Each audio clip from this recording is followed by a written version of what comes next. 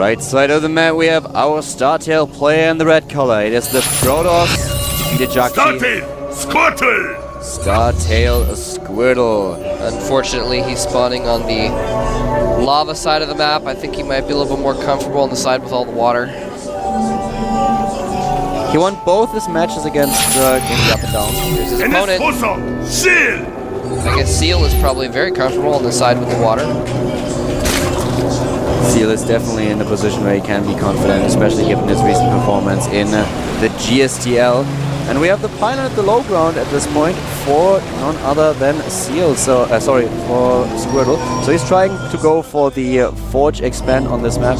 The pylon safely in the pocket behind the buildings. Very early spawning pool for Seal on 12, actually. So some bold moves being put on here by Seal. He's going to be putting some aggression out.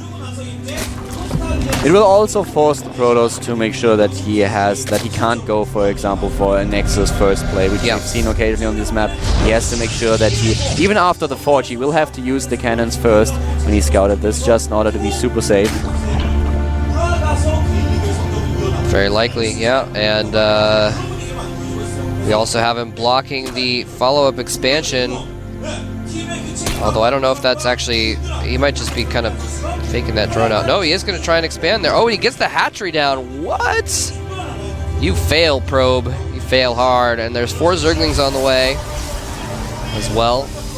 We're able to take out that Probe and put some pressure on. He's going to go ahead and get the Nexus down since he did see the expansion.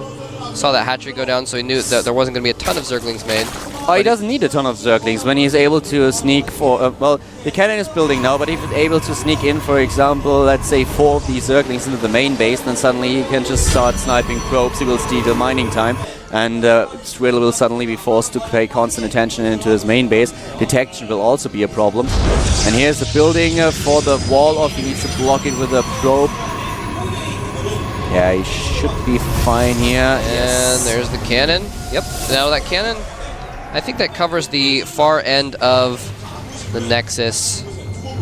So should be safe against any kind of harassment of these Zerglings. He can take down. He can take down the. Oh, sorry. I didn't get exactly where the shot was there. For a second, I actually assumed that the shot was at the natural and thought he could take down the assimilator. And it was really weird, the choice to build the assimilators at the expansion. And yeah, just a little bit of wrong observation. As we were just showing the main base, and obviously you can't get in to the main base in order to take down the simulators. That would be like a dream come true for Seal at this point, but not gonna happen. Yep, the Zerglings learn burrow and they get burrow movement. They can just burrow up that hill into the main base. That would actually be a really cool upgrade for Heart of the Swarm. I would like that. Yeah, that might be kind of cool. I would like that as well.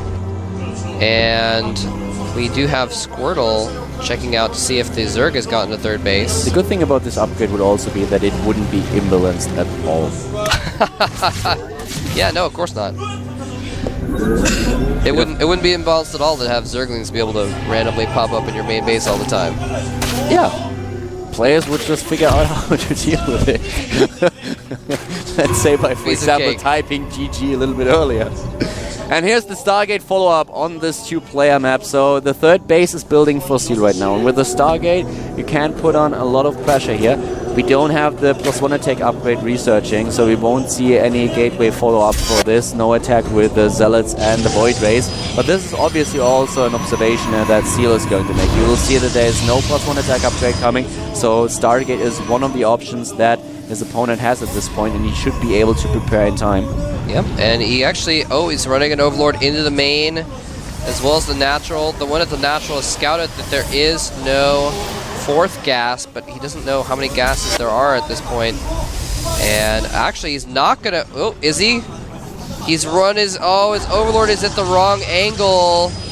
Oh wait, he sees the pylon. He's going to change directions towards that pylon in order to see the Stargate. To kill the Overlord, so yeah. Yeah, well, he has a sentry, I think. But anyway, the Void Ray is going to pop out soon enough, and will dispatch that Overlord on its own. The chances that he sends the sentry into the main base right away are actually slim to nothing, because if the sentry is missing and there would be a Zerg force, just a Zergling force just trying to get in there, he would lose the game because of this. This happened to a few players in the past, but most of them just stay put with at least one sentry at the low ground in order to make sure that they are able to defend against incoming pressure play.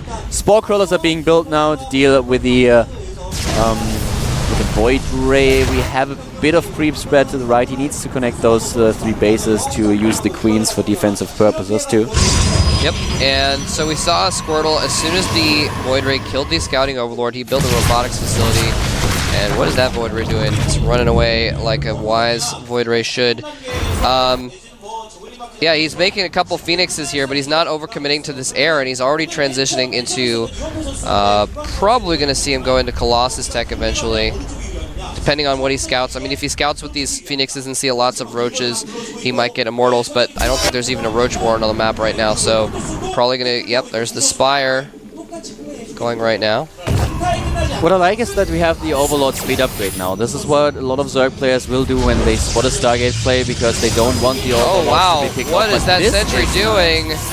Out of position, something that his opponent scouts immediately, and Seal takes advantage of it, takes down one of the sentries, loses the queen in the main base. But as I just said, so the Overlord speed is a really good thing if you want to keep your Overlords alive, but at the same time he could use them later on in order to spread his creep a lot faster on tier 2. So that would be actually awesome. Use the Overlord, spread the creep, use queens for tumors, but he's losing a lot of them now. He's losing another queen, and he might actually lose the spawn pool given the position that the Void Ray just has. Yeah, he's using the Phoenixes to stop any queens from getting up into the main while he targets down that spawning pool, and the Spore Crawler relocates, but guess what? So can the Void Ray. Well, now he's targeting the Overlord. I'm not sure why he's not trying to finish off that spawning pool, actually. He got it down to about half health, I believe. Scouting with the Overlord in the main base, spotting the Robotics Bay, and we have extended thermalers on its way as well, but the Spire is done, so he needs some Corruptors in order to not only deal with the Phoenix and the Void Ray, but he can also just prepare for the Colossi production. Yep. And it looks like the first Colossus is on the way. He has not started Thermal Lance just yet. Actually, look at that. The first Colossus is almost finished. And is that +1 or +2 weapons finishing for the Protoss? +1. Okay. Corruptor and Mutalisk mix now being built. Very interesting. So with the Corruptors, he will be able to negate the Colossi and, of course, also the air units of the Protoss, and then he will be able to sneak with the Mutalisks to the main base. I like the addition of the Corruptors and the Mutalisks. The combo is very good against these Phoenix and Void Rays, etc. But here comes the Colossus. The Void Ray is pushing in as well. He's going to try and separate the Zerg out, and he can now cut down to the right at that third base if he wants to. But instead he's pushing right into the natural. Zerglings coming in, but nice force fields are going to prevent them from getting too close. Colossus doing tons of damage, but the Phoenixes are not protecting it very well. And it looks like the Colossus is going to go down. Zerglings are going to clean up the ground army as well. Nicely defended by our Zerg player. He lost a few drones here, and the problem is that he is actually behind in his drone count. He's saturating 3 bases, which gives him an edge, but still, these forces are not to be underestimated. There's still a lot of Stalkers left, and he's researching Blink now, while Seal is getting more and more attack units, but he needs to saturate these 3 bases if he wants to be successful in the long run. Yeah, I'm not sure what his drone count is at right now, but... It's at 48. Oh, 48? Okay, so... Yeah, he definitely could use a few more drones. Yeah, especially given the fact that we have 55 probes for Squirtle, and he's getting a 3rd base too. Blink is nearly completed for those Stalkers. And yeah, you're right. I mean, Squirtle's going to be really far ahead if he gets that 3rd base up. And the Zerg hasn't even saturated their 3 bases yet. More Mutalisks being produced as well, by the way. He's going to catch a couple Stalkers. Forces a cancel on that 3rd base. Beautiful. That was a very beautiful move. Very important indeed. Slowly but steadily trying to increase his drone count, but at this point he really has to make a little bit more of an effort. He needs a higher drone count if he wants to have a good economy.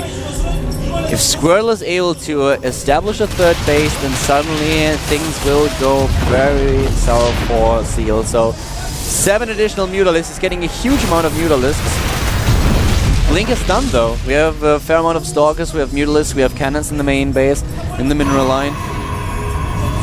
And he's even building more of them now. I like he's adding more Mutalisks in here. He can do a lot more harassment. He's got a few Corruptors there as well, just to try and help deal with any air units, any extra Phoenixes that come in. And we've seen a complete stop on Colossus production, which is pretty wise as well. He needs drones. He really needs drones. This pressure is nice, but as soon as there are 3 base and defense, then there we go, 6 additional ones, but he needs at least another 10. He was at 53 just about 20 seconds ago, and 53 drones or 3 bases is not enough. Of course, he needs the units as well, but I don't know. He won't be able to rebuild his army when he after an engagement. I don't know. You know what I think he needs to get? He needs the Phoenix range upgrade. That's what he needs. We saw it yesterday. Did you really? Yes. Oh, I haven't actually seen that yet in a pro game. Yeah, we casted a match already on Entombed Valley. We did? I'm pretty sure we've seen it. I've seen it twice, and in the GSL, and I wasn't with Wolf. That's what he said. So I didn't catch that one, unfortunately. Anyways, this time we won't see it probably. But here comes the attack, trying to get in there, but another beautiful blink. He needs to engage here, and he does. Where's the Guardian Shield? Getting in position. Yeah, it was a decent blink, I guess, but he blinked also on top of the Zerglings, so he took some damage as well as dealing it to those Mutalisks. A really huge Mutalisk flock. He's just going pure Mutaling here. Those Corruptors still hanging around as well. 60 harvesters for both of them. 150, 150 supply, and the Stalkers are ready. They should retreat into the cannon range. And they do. They blink back, warping in some more Stalkers. The rest of his Stalkers are actually moving across to the left. Worried about a Zergling attack on the left, which is actually, that would be a really cool move if he was able to draw the Stalkers into the main and then attack on the left side of the map. So very wise there of Squirtle to kind of anticipate that. 3 base against 3 base now, and both of them trying to get additional workers. We have especially Seal now finally starting to get his worker count up to a proper number. Infestation Pit is now coming up as well, so he's slowly but steadily making sure that he can transition, and also gives him the opportunity of using the Fungals against the Stalkers to prevent the blink. But his aggression that he's using now is not really doing a lot of damage. He is able to pick off a few Stalkers now and then, but he's losing Musalisk at the same time. And Squirtle, he's ready, and he has established a 3rd base. So Seal is doing the only thing that he can basically do. He's getting additional attack, and he is getting another base. He's expanding to the bottom right now. And also the armor upgrade for the Mutalisk, so he will be able to engage his opponent's army later on. Templar Archives is almost completed for Squirtle, which is going to be very, very strong. Archons and eventually Storm are going to be super effective against this Mutalisk group that is getting almost out of hand, actually. He's got a ton of Mutalisks there. Probably 20 Mutalisks or so. But this might be a trap, actually. The Zerglings go in, but more Stalkers are on the right. They blink in to do far more damage. Some good force fields, and Zealots are going to keep the Zerglings at bay whilst the Stalkers can target the Mutalisks, but you're right, it may be too much. The Stalkers to the left, they couldn't blink, they were still in cooldown, they could not join the army, and he is picking his battles so carefully. Seal, that is, he's always making sure that he's attacking a small amount of Stalkers and just tries to keep this count a little bit lower, because the 40 Stalkers that we already have are a huge threat to Seal at this point. The problem for him is that as soon as there's Storm in the game and the Archons as well, he can't rely on this composition any longer. No, and oh, this is a little bit dangerous. He's going to lose some mutas, but he's fighting on the way out. He's killing Stalkers at the same time. And Seal is playing a dangerous game here with these mutas. They've been in danger a lot, but he's managing to get some good damage down with them at the same time. I like how he kind of flew him in between those two Stalker forces and was like juking left and right. But yeah, Pathogen Glance is now on the way to give the energy upgrade to those Infestors as they pop out eventually. But look at the bank. We don't have a lot of minerals and gas for Seal, and his count is his drone count is 64, which is not enough. He got the drones way too late as well. So the problem for him is usually a Zerg, you have a huge bank, so you can rebuild your army after an engagement. This is something that he can't afford to do, so he needs to make sure that he wins the fight. And I don't think this is going to happen. So Seal with the economy, or Squirtle with forcing Seal to a low economy, is now in a position where he can just trade armies on an even scale. He can win the engagement. He has the same amount of supply. Instead of trading armies, he's trying to trade bases. The Mutalisk going into the main. Infestor's energy upgrade is about to finish, but he doesn't actually have any Infestors on the way, so he's not really going to be able to make use of that. He's forced to make 24 Zerglings instead. I think, I'm not sure about this. He's going to leave the Stalkers kill. This is actually sending everything that doesn't kill Mutalisks back to deal with the Mutalisks. Pretty funny, by the way, that we have creep up to the third of the Protoss. It's right at the edge. Very cool. But here come the Mutalisks, 34 against 39 Stalkers. And once again, the blink in, but only a small force. As long as the Archons are not in position to attack, he can take on the Stalkers. But these bases are under so much pressure. Seal is doing a good job, but Squirtle is still taking out drone after drone, base after base, and both of them once again at roughly the same amount of workers. Wow, yeah, this is interesting. I'm sorry, by the way, I didn't see that he'd actually sent Stalkers back. I thought he sent only Zealots or something like that.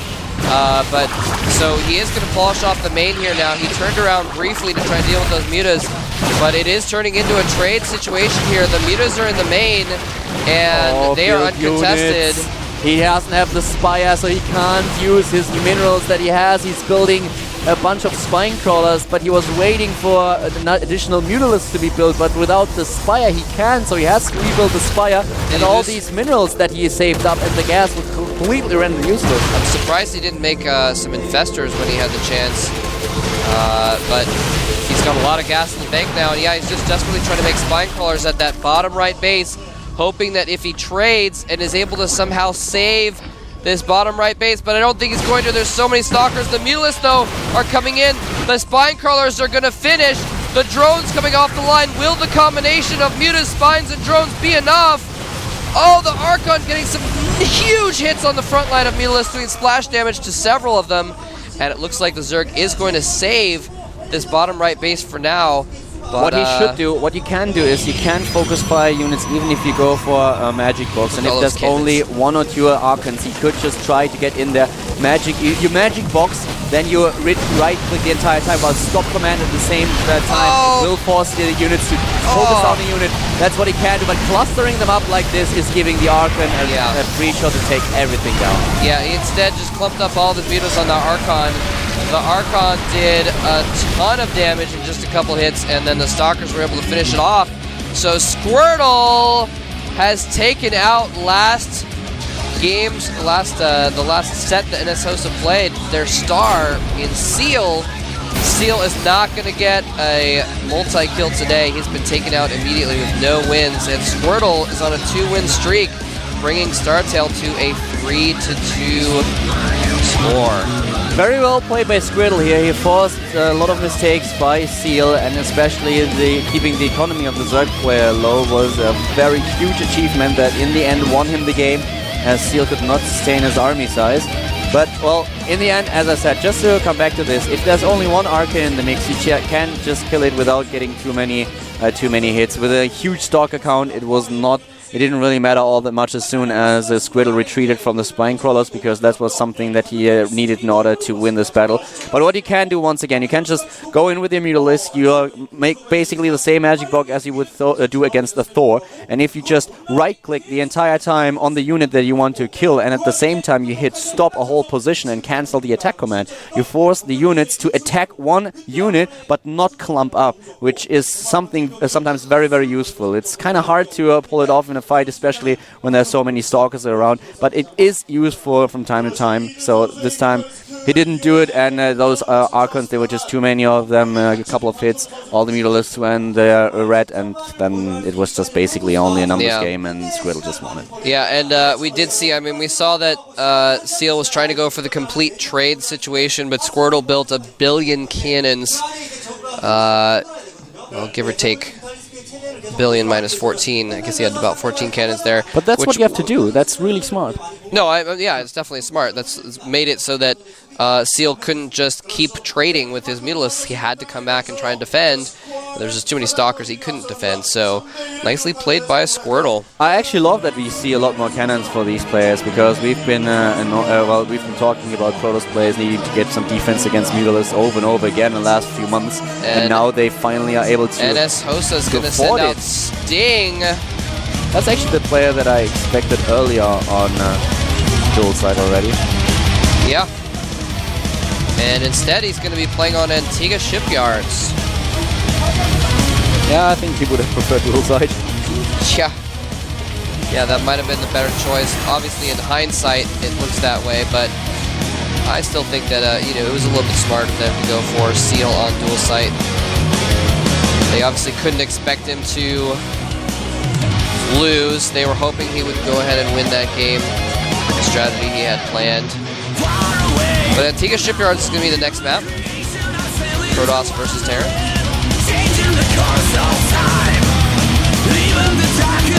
And I love this one yellow key. What's that? The one yellow key on the keyboard. Nice. I wonder if it's has something funny written on it or something like that. In any case, so we have our players join the lobby. They are getting ready for the next game. StarTale Squirtle has won 2 games in a row. If he manages to beat Sting as well, he will be in a position where StarTale is up 4-2. But, you know, we've had both teams basically tying it back and forth, bringing it back and tying it, getting ahead, bringing it back and tying it. Will it happen again? We'll find out after a quick break. We'll see you guys soon.